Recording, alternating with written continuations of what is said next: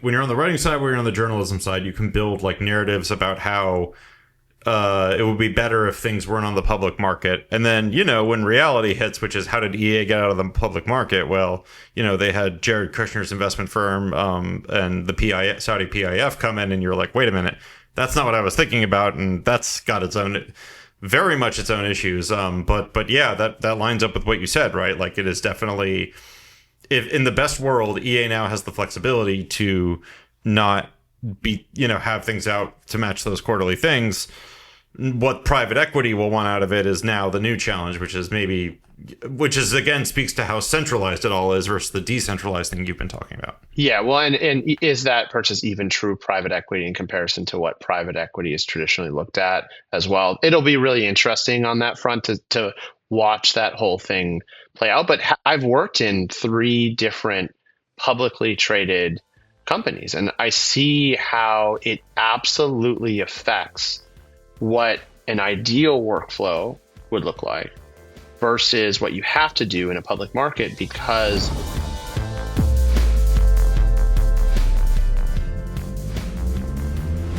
Hello and welcome to the Game Developer Podcast. I'm your host, Senior Editor Brian Francis. What exactly is the future of the video game industry? That's a question we're all asking right now after 3 years of layoffs, studio closures, and all kinds of bad stuff happening across the game development world.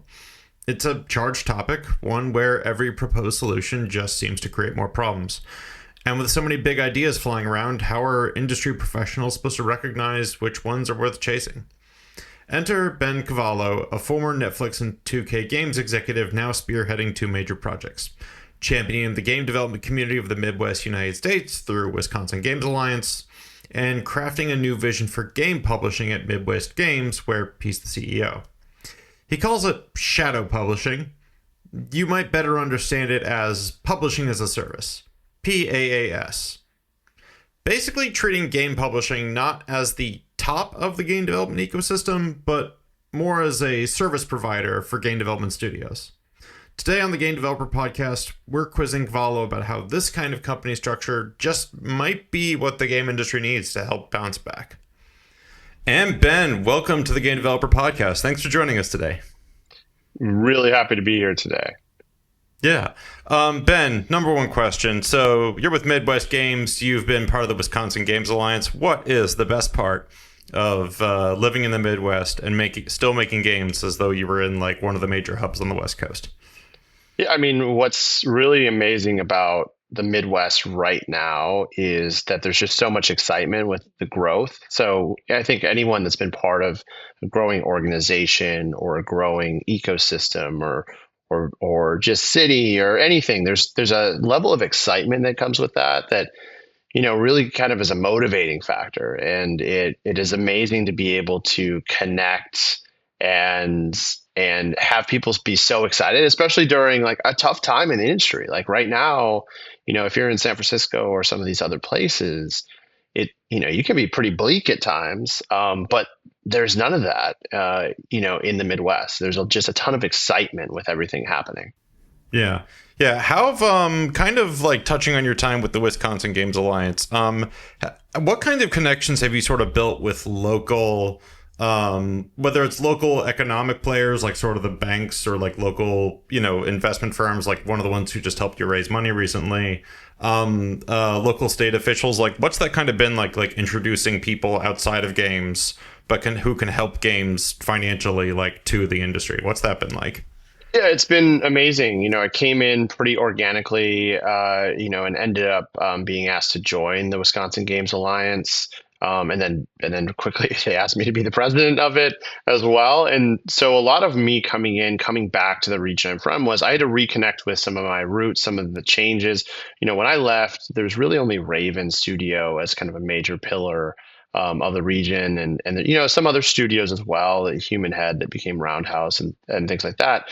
But I had to reconnect, and I'm very fortunate that coming from Netflix, like there was a lot of exposure with me coming back, and that helped kind of re-engage folks and talk to them about games and kind of the mission that I'm on to really change what what the region thinks about games, who invests in it in the region. Because for a lot of these investors, it was the first time they'd ever considered a games investment, and so a lot of explaining of what the industry is. And so yeah, I've been able to work with investor networks. Being a founder myself, I'm in kind of a number of founders groups, being asked to be part of other organizations that have a legacy in the sciences, the arts, writing, that really that's what games is, and now trying to get them to think about the games industry as kind of a strong pillar. And then the ESA has been doing a lot of work within Wisconsin because there's a tax incentive, so I've been interfacing with government officials testifying to get this incentive, and just really like facilitating with as many people that will listen about the fact that we have this emerging hub, and if we get a couple more things, couple more incentives in place, it could really grow into a global hub, because we already have Raven that works on Call of Duty. We have a Respawn studio that works on Apex Legends. PUBG is right in Madison as well, along with a number of other studios. So there's a lot happening in Wisconsin right now, and obviously connected to the larger Midwest ecosystem that has Chicago, Minneapolis, Ann Arbor, St. Louis, and many others. I just realized that with Raven, Respawn, and PUBG's local office, Madison, I guess, is a battle royale hub. Yeah. Yeah, it's kind of become a live like a live services hub, and it makes sense, right? Like when you have Raven that's been there 35 years, was Activision's first acquisition in 1997.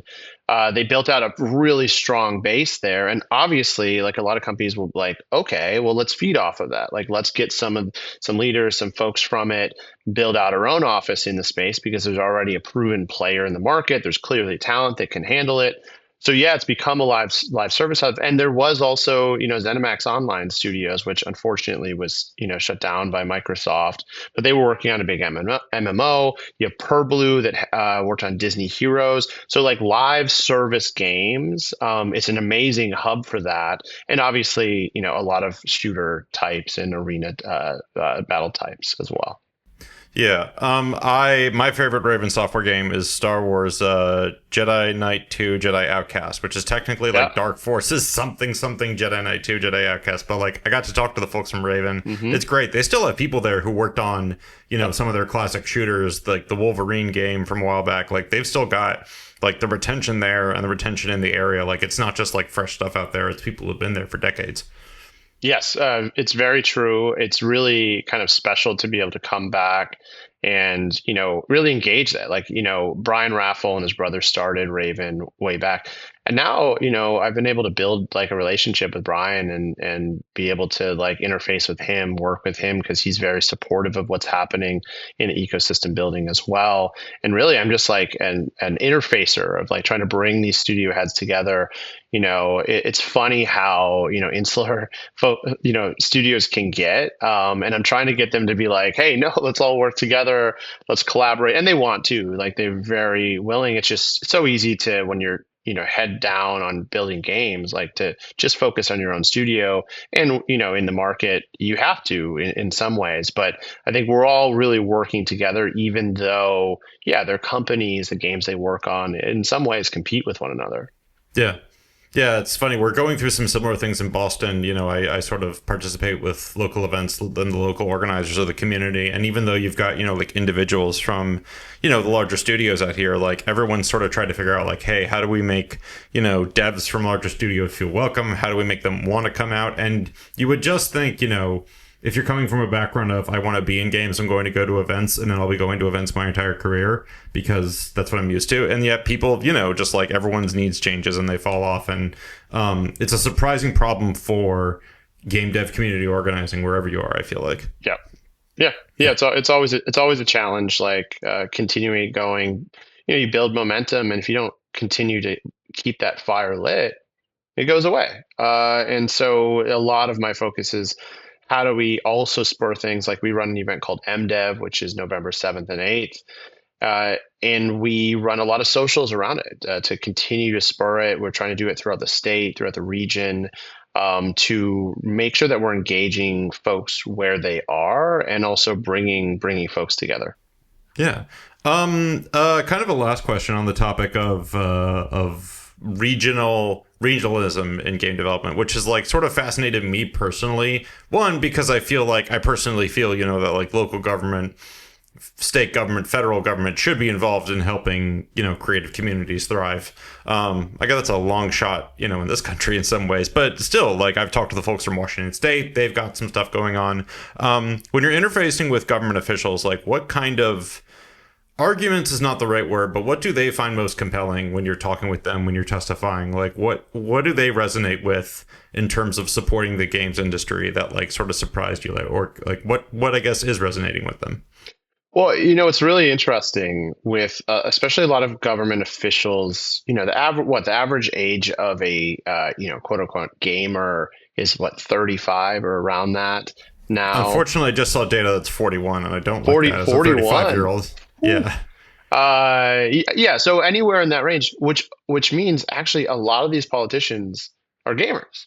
They're playing Call of Duty. They're playing a lot of the games that are being worked on. So the funny thing is how much pride and excitement they take in being able to help push forward some of these things. And even though it's going through the political system, and there's many things that kind of go into that system, both sides of the aisle are really interested because it is good business. It brings in jobs. It brings in money to the state, and it creates other jobs in the ecosystem outside of games. And what I always talk to them about is how complementary games is to every other industry, because the thought, the problem solving, the creativity around games really goes well when you're talking about even agriculture or manufacturing or some of the traditional industries that are in the region, because then you have people thinking about, well, how do I gamify your financial journey? How could we gamify, your health so that you are really thinking about taking care of yourself in the best way? And there's loops that we build in the games industry that are really beneficial for that. So it's overall really good for the ecosystem. And so I think a lot of the government officials both now finally understand games. Now, obviously, not all of them. There's some that are much older that just wasn't part of their generation growing up.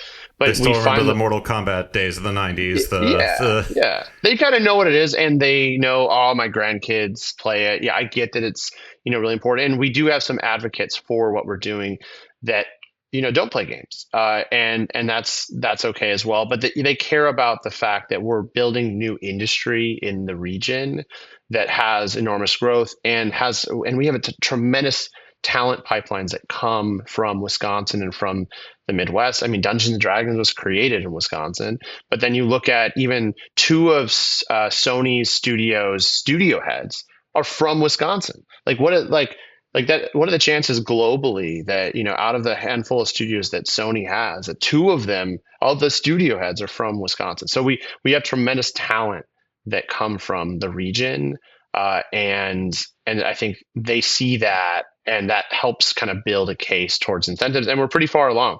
It's the incentive is going for vote this month.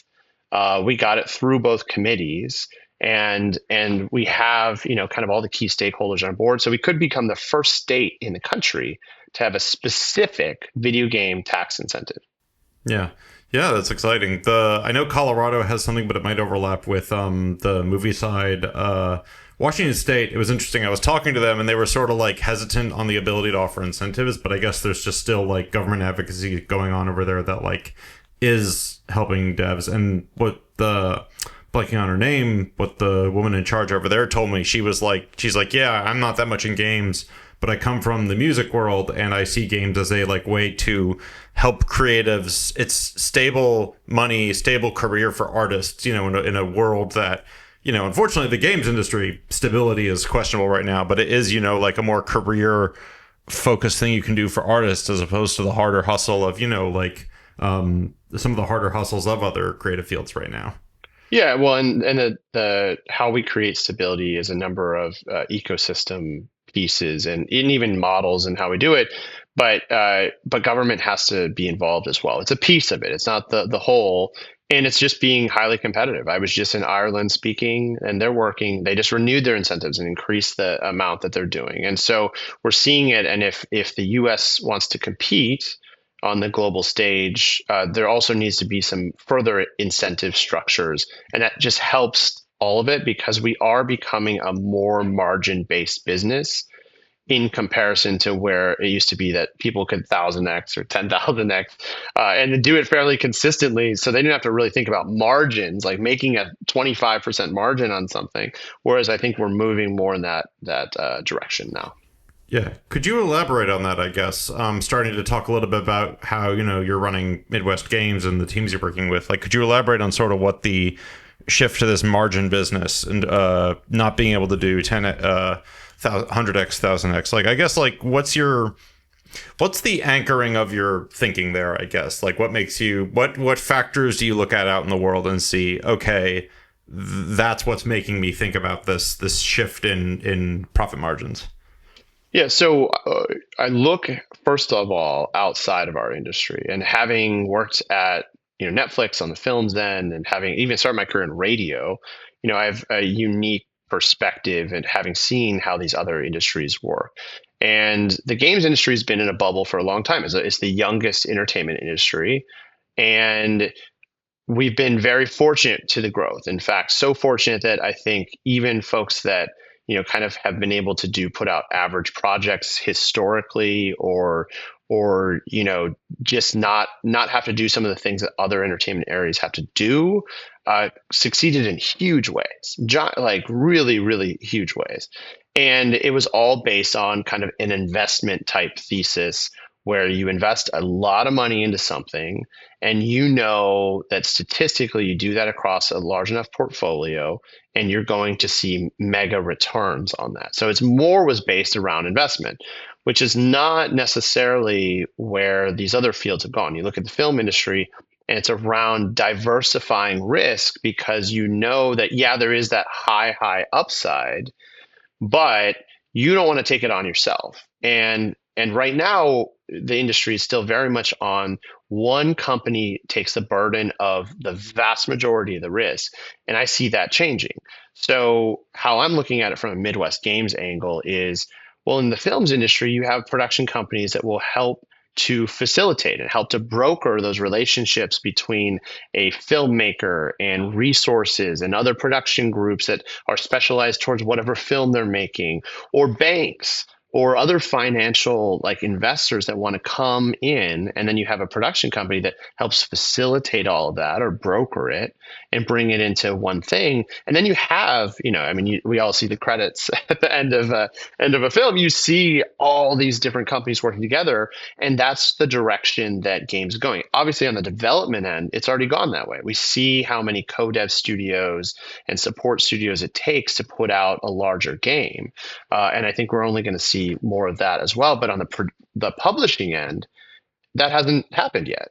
And so what we're looking at, and why we invented this model that we call shadow publishing, is, okay, well, if traditional publishing is on one side and is more an investment thesis, how could we decouple the investment from the support and then just focus on the support piece on the exact opposite side of the spectrum? And so I look at it as, how do we best support creatives and game developers moving forward? And my belief is a system where they retain their revenue share, they retain their IP rights, or the vast majority of both of those things. Giving up percentages here or there makes sense. It's going to happen. But the more they retain that, the more they're able to create a sustainable studio wherever they're built. And if we're creating sustainable, independent studios that can make strategic decisions based on their business, not on someone else's portfolio business, I think we can become a more sustainable industry overall and start to rebuild the middle ground or the middle class of game developers that we really need within this industry. Yeah. Yeah. I mean, we've lived through that for the last couple of years, right? Like, you've had studios when Embracer purchased studios, Microsoft's roll up of all these companies. And in theory, the optimistic theory of the investment portfolio method beyond the profits is bigger projects can help support and nurture smaller projects at companies like these, right? Or and it's kind of been the opposite, where if a big project fails, it's the smaller teams who pay the price, along with plenty of folks from the bigger teams, unfortunately. But like the dream of like sort of nurturing the risky stuff, or the big projects nurturing and subsidizing the risky stuff is just like it's.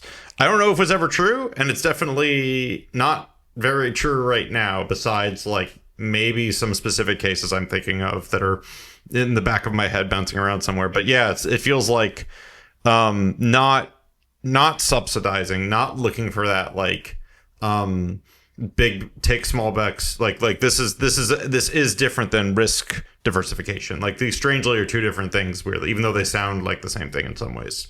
Yeah, well, and to that point, I think it's a big mistake, and I think our industry has struggled with understanding scale. And again, I feel fortunate to have a unique perspective of having worked at Netflix. I worked at the largest scale business in entertainment, like history, and having to work across hundreds of projects at a time. It changes your complete perspective of it, and then you start to understand what Microsoft's challenge uh, is that as much as like some of these companies do these indie initiatives and whatnot, it tends to be more from a desire or a PR move, or like just someone's like own hobby projects in some ways, or the things that they love to work on or love to see happen. But when you talk about just the pure business angle of things, you look at, even if those projects took up 1% of your time, the reality of them compared to a World of Warcraft, or Call of Duty, or some of these mega franchises, is you're taking up 1% of your time doing these things, likely more than that actually, and it's making, in Microsoft terms, like a 0.00000000001% of it. So it's not an efficient thing because of the scale of businesses. And the problem is we don't have any middle scale like companies that could take on those mid-size type studios that could, at their scale, is a perfect business. Like it is an incredible business. I mean, I look at even like a company like Take Two, and you compare GTA with some of their smaller stuff, like what Firaxis does with Civ or XCOM, and they're so out of scale in comparison. And that's, I think, creates a huge challenge for these companies to continue to justify, which is why somebody like Take Two cut private division. Like they couldn't justify that in comparison to how big NBA 2K is, or how big GTA and Red Dead is. And so it's all the scale challenge, and we don't have the middle ground of publishers that could really take on those mid-sized projects and do it sustainably. And again, I think it goes back to the model. As the model doesn't work in the kind of the future state of the industry. Yeah. Midwest Games is sort of, you're building the middle model is to target, not audience targeting, but it's your operating mission is, we're supporting devs from underrepresented regions, and that can be devs from Ohio, devs from overseas in Asia, Southeast Asia. Can you talk me through your thinking there about sort of saying, hey, we're going to be going after these teams to support? Can you talk me through not only like, why on some level, like these folks are just as creative as anyone else, they deserve support, but can you also talk about why it's good business for your company, just in terms of like making more money than you're losing, I guess? Yeah, I think the thing is that great games can come from anywhere, and great developers are all over the place. There are absolutely, in certain areas, especially in AAA, there are folks that have experience in the systems that AAA are required to build in order to get to that scale, that are in hubs. But a lot of them have even moved back. A lot of them have moved to the region that they're from post-COVID. A lot of people have just relocated from a more efficiency of their own lives or desires to get back to their families. So there are tremendous tremendously talented developers in other places.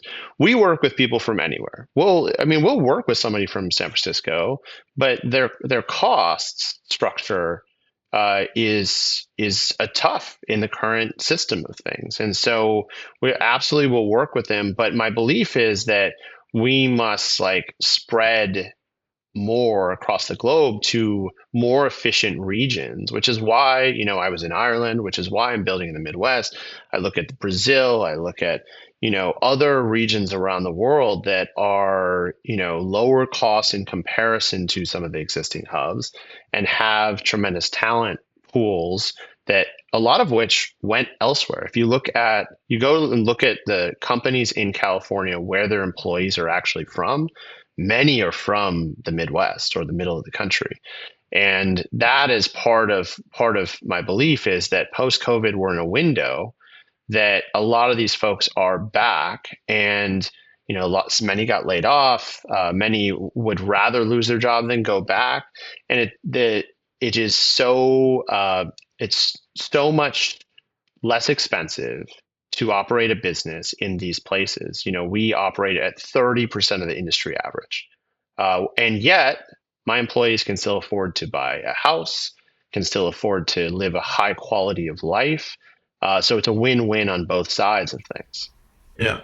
Um, I have been sort of writing about that trend you're describing. Last year, I sort of dug into like it's very expensive to make games in the United States, especially in the core hubs, your Seattle, San Francisco, Los Angeles, etc. Unfortunately, Boston too. Boston's cost of living is high, even if it's not necessarily on those maps. And this year, I was sort of writing about this trend that A16Z's Ryan Rigney popularized called deprofessionalization, although I have to blame Simon Carless, my friend and former boss, for cooking up the term. Every time I gotta make sure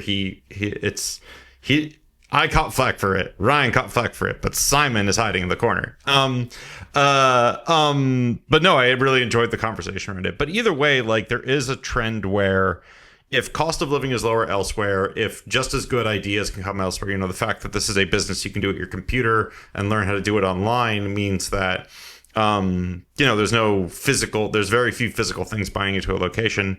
But devs and other industry professionals in California, in Seattle, who, have built these lives here, being told, hey, you're not as like worthwhile in some ways. Like I do feel like I've actively heard that message in some corners. Like, what do you think, what in the midst of trying to sort of support the core mission that you've got, like with a better industry model, with supporting games and creatives from anywhere, like how do you think those folks can fit and survive and thrive in that ecosystem you're sort of talking about without necessarily having to upend their lives?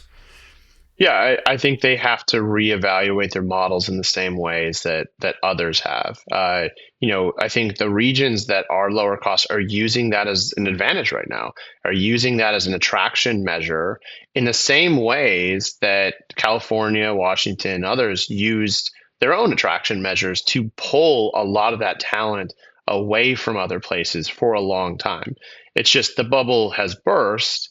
And so how do you efficiently run a dev studio in San Francisco or in Seattle? And I think you have to change your approach compared to the past. Means that you likely aren't leasing some big office. You're likely going with a much smaller core team, proving things out over time, raising chunks of money at a time rather than all of it all at once. And your idea has to justify the cost spend ultimately.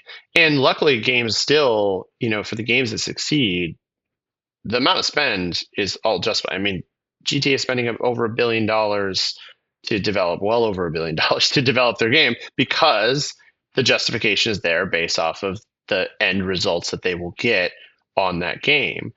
And so I think there's still a place for it, but I think they are now feeling the opposite pain that these other regions have. Like when I was growing up in Wisconsin, there was no opportunity to be able to. I think it's an exciting moment that there are opportunities elsewhere, but ultimately, if you're in an expensive place, you have to make major adjustments and rethink the model in many ways, which is the same thing that we're doing is rethinking models.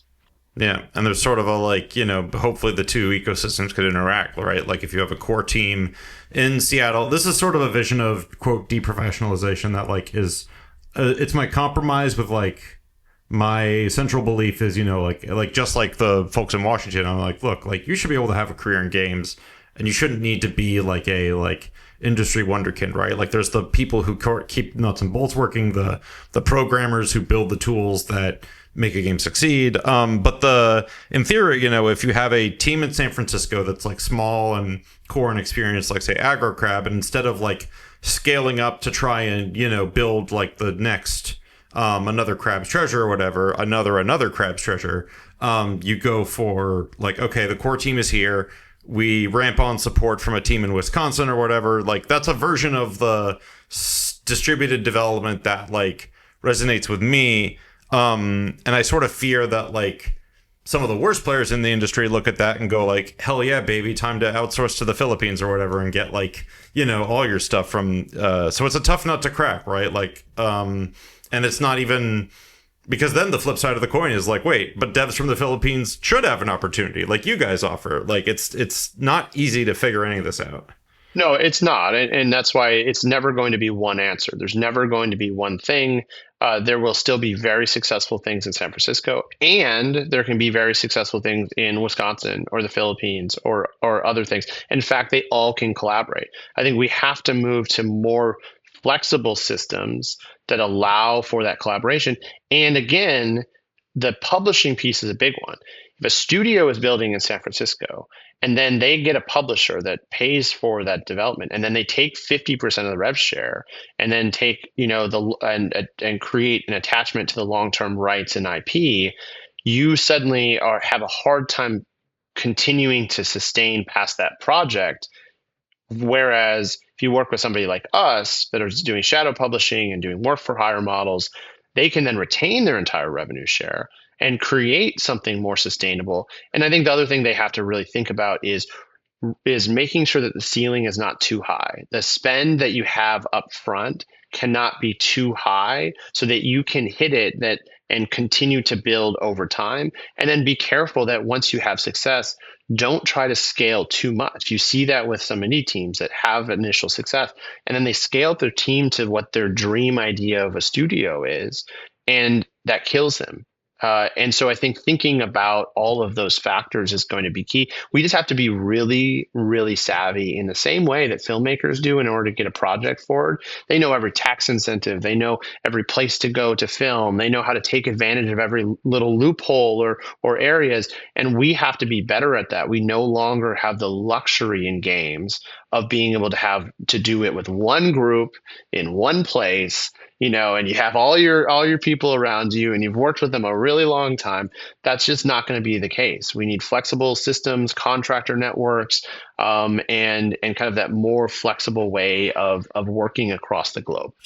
Yeah, I've sort of said like as a writer and someone who's lucky enough to get to work on games in my in my off hours. When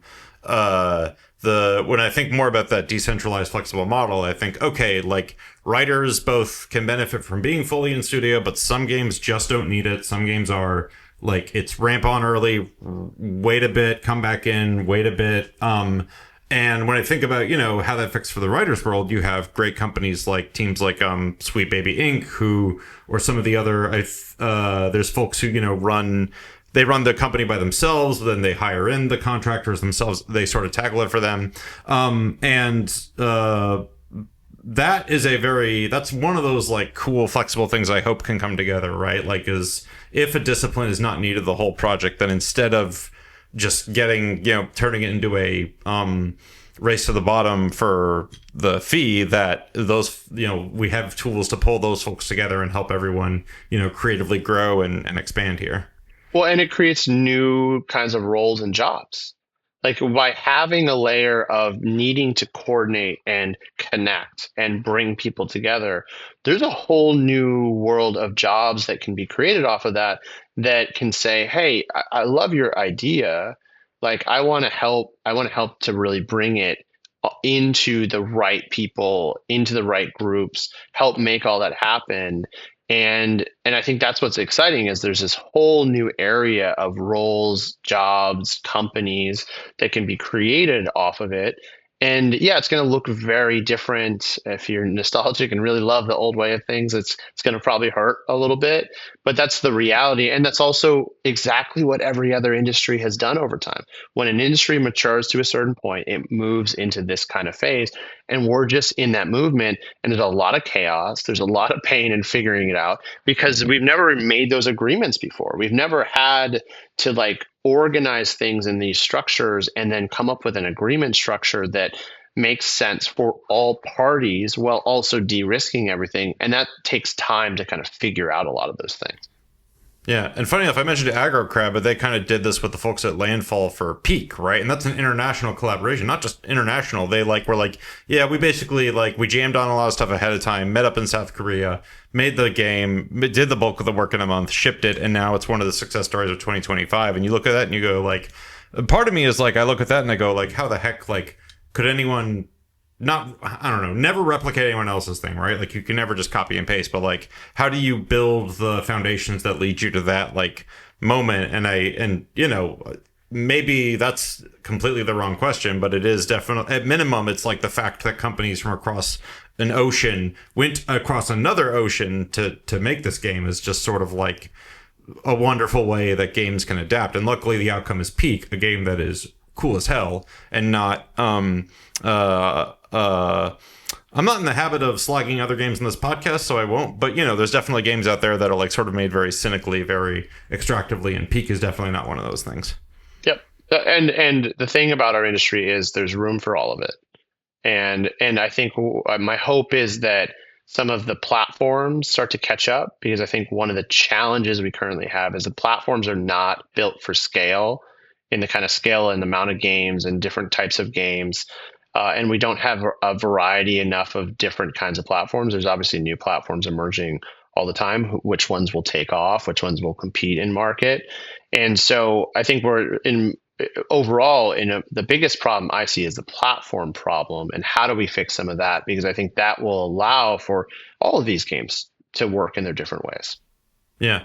Do you feel like I was just back in my alma mater college town of Ithaca, and I happened to catch Cory Doctorow giving a talk, which was awesome. I love reading his stuff. And he was talking about a platform problem of when you have walled gardens, when you have the 30% fee that Apple takes, that Steam takes, none of these companies are going to bring them down willingly, those platform fees. But whether they do it willingly or if regulators come back in and sort of through politeness or through regulation, you know, were to open them up a bit, you know, say, hey, like you guys can't just monopolize 30% to get access to the PC market or whatever, or the mobile market. Do you feel like that would be something that could serve this new model, right? Do you feel anything about that? Do you have any opinions, or do you sort of not think about the 30% cut at all? Oh no, I think about it. I think everybody that's in the publishing business thinks about it, thinks about how do you cut away at that, eat more, get more over time. It's a huge challenge, and I agree. The platforms are not incentivized to change. The thing that changes them are the two things you mentioned: innovation, a more competitive landscape, which is the ideal solution, and then there is regulation, which is a solution that comes about when there is no, innovation or competition that happens, and it's kind of like a last resort of something that is just so unfairly competing in market, which is the current landscape of games. And I think they've gotten away with it for a long time because of more so the government not understanding the games landscape, really, not understanding how it works. So, as that continues to move forward, I think there will be more regulation happening. We're already seeing it. And then also, I think we're in an innovation moment. I think a lot of folks are thinking about this problem. They know it, and they're looking at how do we tackle it. Now, I think it's going to not come from a platform play. I don't think it's going to be some startup that goes, I'm creating a platform to compete with Steam. I think it's going to come from something outside in some other way that, is able to look at players, what their habits are, what they're trying to do, and then they end up creating a platform off of a business that is a side that's like something else. And if you look at even historically, like something like Steam was not initially meant to be a big global scale vehicle platform for PC. They built it, for very different reasons. You look at Netflix. Netflix was not initially built to be this global streamer. It originally was a partner to all these entertainment companies to further distribute and actually make those companies even more money. And it was looked as like kind of a best friend that became their worst enemy in so many ways. Yeah. And so as I look at that, things like Discord, I think have an opportunity if they ever took, being a games platform seriously, because they're coming at it at a very different angle. And I think somebody else is going to emerge in this space from another angle.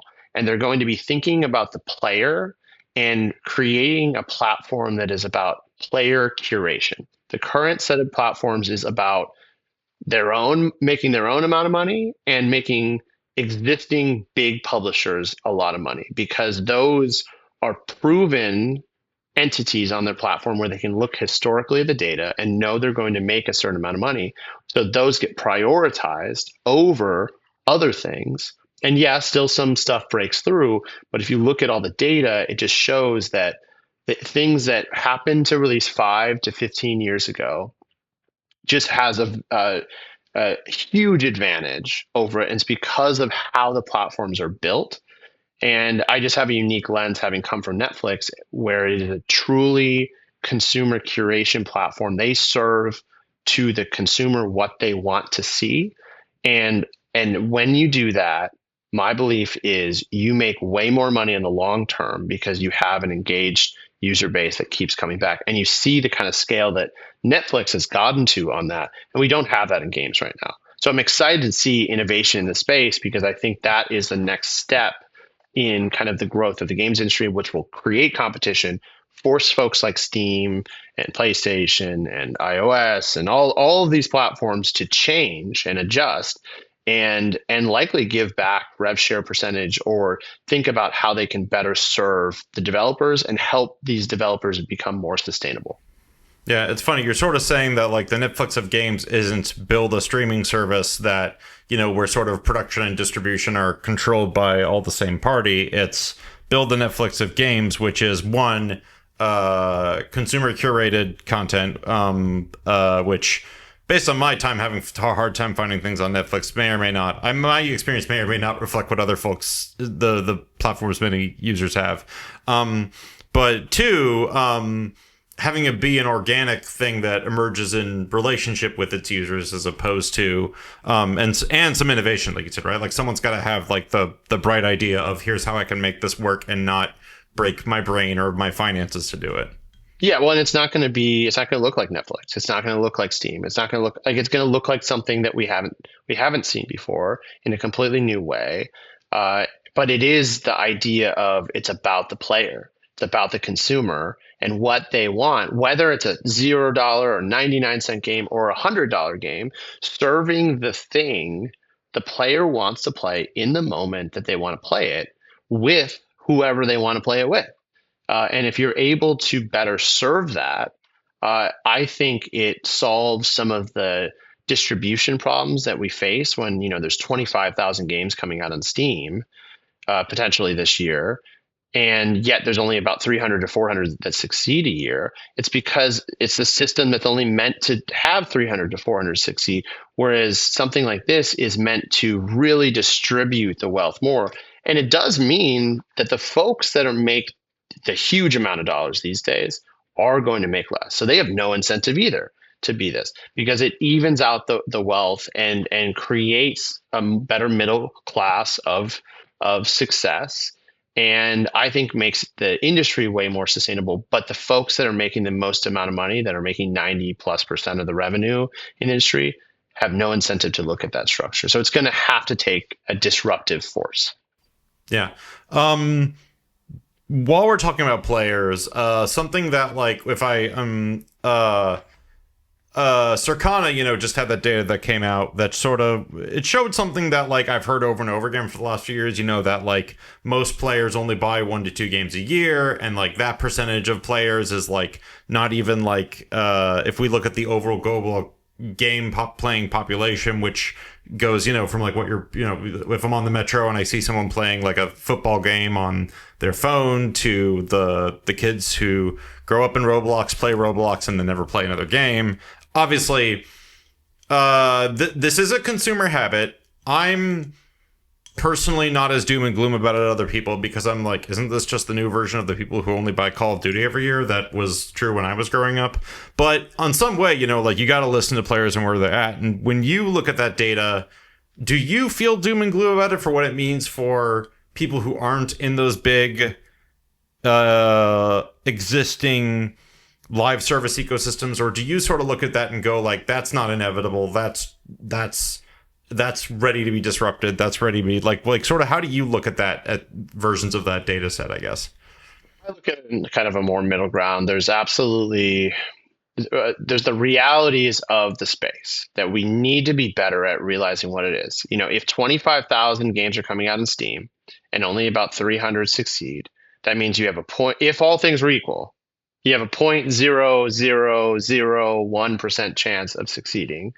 But then you further break down all of the data, the 12%, new games a year, only 30% of that is, or about 30% of that is indie games. Of that, the top 10 indie games make the vast majority of that 30%. So you're like, it is, doom in some ways. But if you know the systems, if you know the data, if you know, and this is why publishers succeed the most at a much higher percentage, a drastically higher percentage, and make the majority of the revenues, because they know the data, they know the chances, they know the odds, they know the systems. And so we have to be better at knowing all of those things. And if you do, then you have a vastly higher percentage chance of things. And so I don't see it as doom and gloom. I see it as cycles. I think we're in a cycle, and we've seen that games are better than ever at retaining their audiences for a handful of games. They become really, really good at it. But that is never a permanent thing. The idea that people will stay on Roblox forever is absurd. It will change. We will see it within a 5 to 10 year period. There will be a shift. Now, that doesn't mean that Roblox goes away. Just like World of Warcraft used to dominate the world, it doesn't mean that World of Warcraft's dead. It's still going. But is it maybe the better thing than that, ever in some ways? Yeah. Yeah. But is it the thing that everyone is talking about right now? No. And so it's going to continue to shift. And so I just look at it, take a step back. Let's look at the overall cycles of things. It's always going to go up and down with it. We're in a cycle right now where a lot of games are really good at retention. There's going to be things that disrupt that, whether it be other games, other like changes in the distribution platforms, regulation of some of these things, and it will shift. And we're seeing it right now happen in mobile, where free to play mobile, everyone's like, oh, it rules the world. It's over 50% of the audience. Oh, well, now it's not. Now it's under 50%. Now it's having struggles. Now EU is starting to fight some of the things that they consider predatory within some of those cycles. And suddenly there's a shift. Suddenly there's a lot of technology changes where you can get really premium products on mobile. And so why would you play, a free to play mobile game if you can get a high-end experience on it? So all of those things will continue to change, which will shift things back in other directions. Now, does that mean that people are purchasing brand new games every year? Who knows? But what if Steam were to, instead of $100 to put a game on Steam, what if they moved it to $10,000? That would drastically change, and I think we would see a lot more established companies suddenly coming to Steam, because they would have some predictability, because the volume of titles would be drastically less at that point. And that would be the most predictable place, rather than Roblox, where there's a million games coming out and your predictability is zero on whether something's going to succeed. Yeah. There are a lot of moving parts in all that, because, if if we think about the free to play iOS like rise and then whatever it is now, the I was hearing 10 years ago that like the cost of user acquisition for free to play games was getting too high, and then but even then that didn't stop like a solid decade of growth. And maybe I would argue stagnation, but yeah, like you said, like the second like stagnation gets too hard, something comes along and can knock the foundations a bit. Well, Um, it's all in comparison to what it was yeah, previously. Like it's too expensive to acquire compared to their peak, where they were able to spend very little, acquire a lot. And so, yeah, everything in comparison looks bad. It doesn't mean that you can't make a tremendous amount of money off of it. It's just not as good as it used to be, which is what I think the current like older companies in our space that they're dealing with. They're comparing everything against the past, like good times, and it's no longer those times. yeah, and it's weird because especially at the public company level, comparison year on year, quarter over quarter, making predictions based on those quarters. That's it, right? Like that's the why anything gets greenlit, and yet, especially in games compared to like other markets where like the number of like wooden pallets you ship or something is something that must be. Which Oh, is you're going to say why, something. yeah, which is why I think EA and these other public market groups are trying to get out of it and have been trying to get out of it because it doesn't work. Like that way of things doesn't work because the pressures that they need to be able to adjust their process to fit the current market of things, and a public market does not do that. Yeah, yeah. So I've certainly. I think when you're on the writing side, when you're on the journalism side, you can build like narratives about how it would be better if things weren't on the public market. And then, when reality hits, which is how did EA get out of the public market? Well, they had Jared Kushner's investment firm and the Saudi PIF come in, and you're like, wait a minute, that's not what I was thinking about, and that's got its own. Very much its own issues, but yeah, that lines up with what you said, right? Like it is definitely, if in the best world, EA now has the flexibility to not be, have things out to match those quarterly things.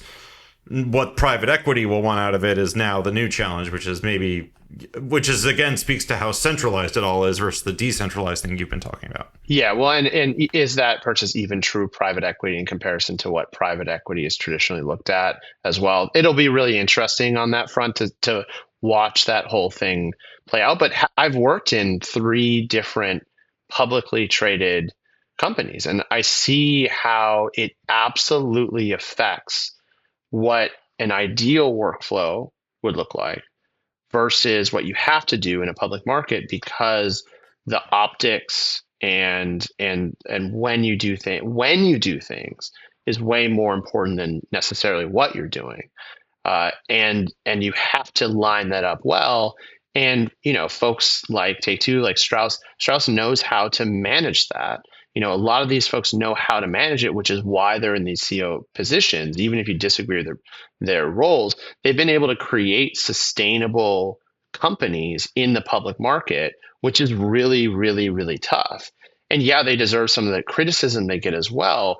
But in a time period where many companies are failing and struggling, being able to keep a company in a strong market position is incredibly tough. But I think it's much easier if you can make it a private company, because you just have a lot more room to do the long-term strategic things that will make you way better down the line.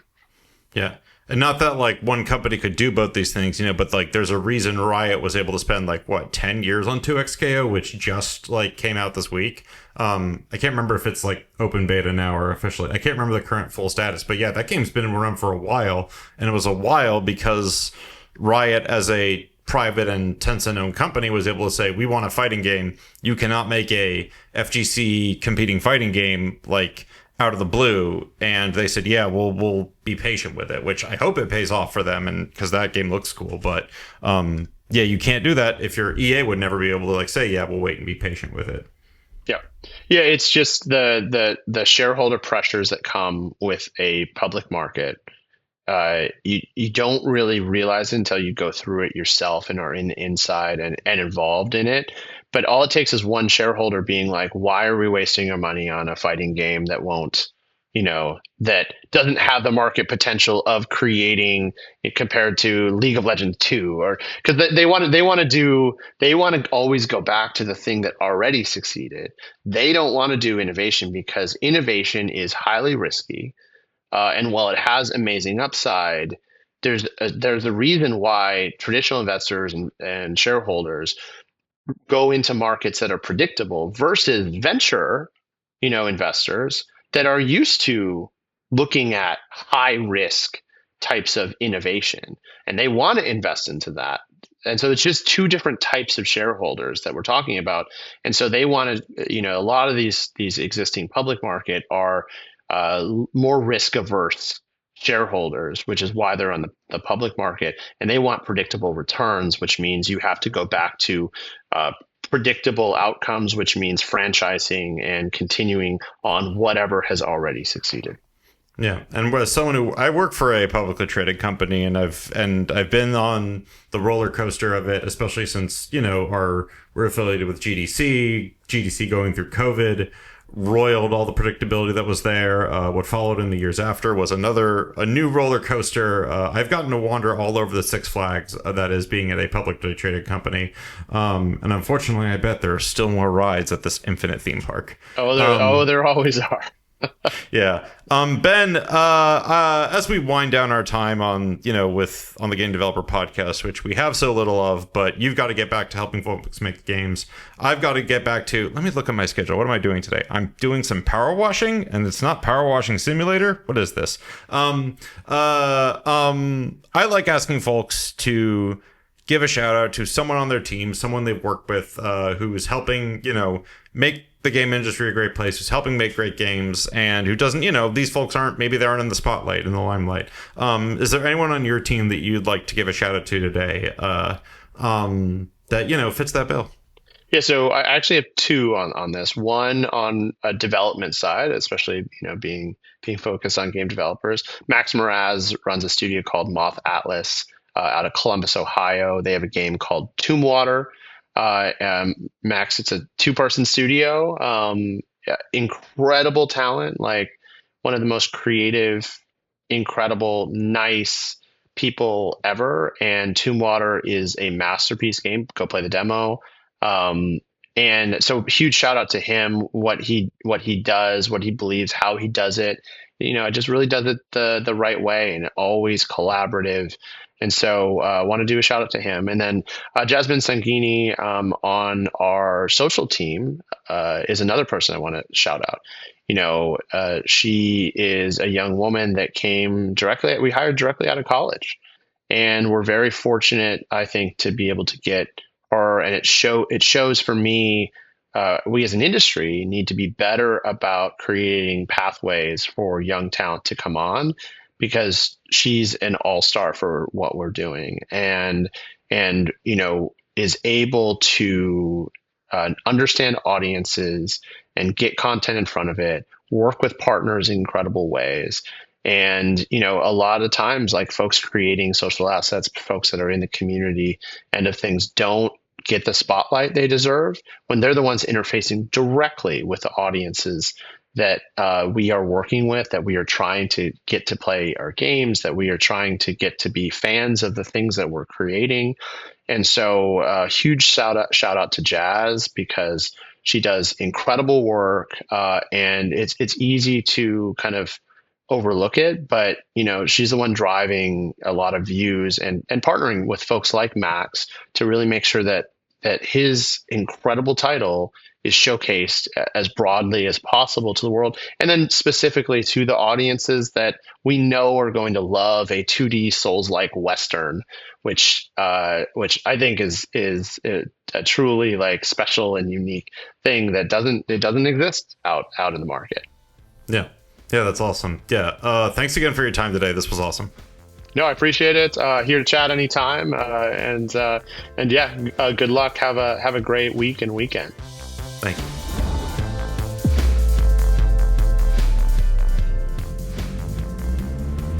Thanks again to Ben for joining us. This was one of the first conversations I've had about the future of the game industry that didn't fill me with despair. Mostly because it made me believe Ben wants everyone to come along for the ride, and it's not a one-size-fits-all solution. We're gonna need a lot of fixes to the problem that fit all those sizes. For more from us at Game Developer, be sure to visit www.gamedeveloper.com, follow us on major social platforms, and subscribe to this podcast on Spotify, Apple Podcast, or wherever you listen to podcasts. You can find me on Blue Sky at brianfrancis.me. Today's episode was edited by Pierre Landriau. Our theme music is by Mike Meehan. As always, thank you for listening. Times are tough right now, and it's easy to look at the future and only see doom and darkness. We promise at Game Developer that we will always be looking for the light.